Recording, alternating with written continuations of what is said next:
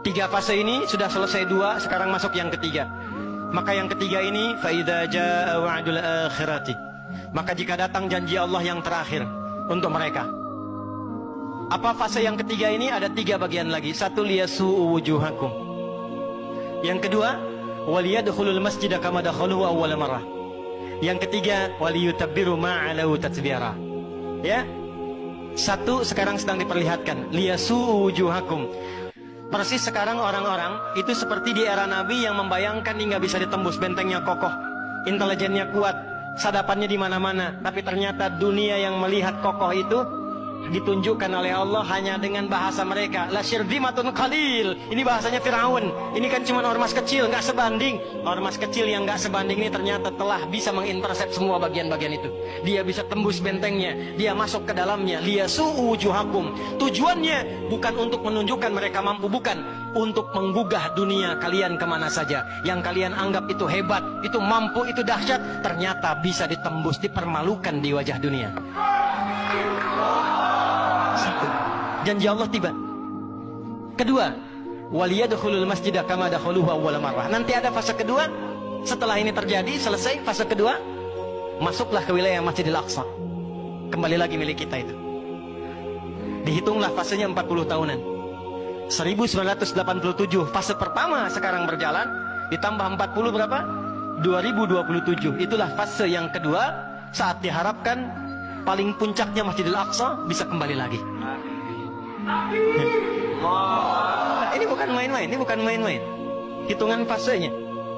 Antum lihat video viralnya Syekh Ahmad Yasin itu ketika menjelaskan itu. Saya tahu betul itu. Ya. Beliau hitung itu.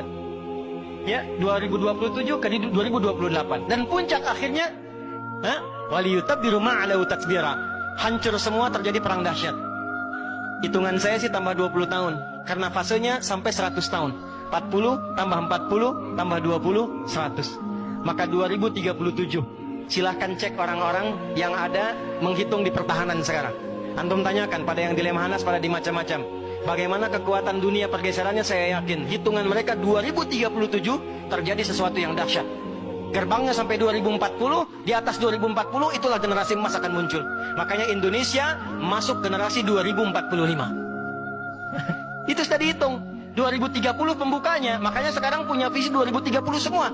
Saudi visi 2030, Rusia, Cina, Afrika Selatan, Brazil visinya 2030 dengan bikin bridge itu. Semua visinya ke sana. Dan yang paling dahsyat, hitungan itu secara spesifik isyaratnya sudah ada dalam Al-Quran. Dan ini bukan ilmu otak-atik, bukan viral TikTok. Ingat, ini sudah sejarah yang berlangsung dari penelitian masa lalu. Maka wajar kalau sekarang mereka takut dikepung. Kenapa? Karena ketika Hamas datang dengan pasukannya darat, laut, udara, itu mempraktekkan surat Al-Hasyr yang sudah mereka pelajari bertahun-tahun.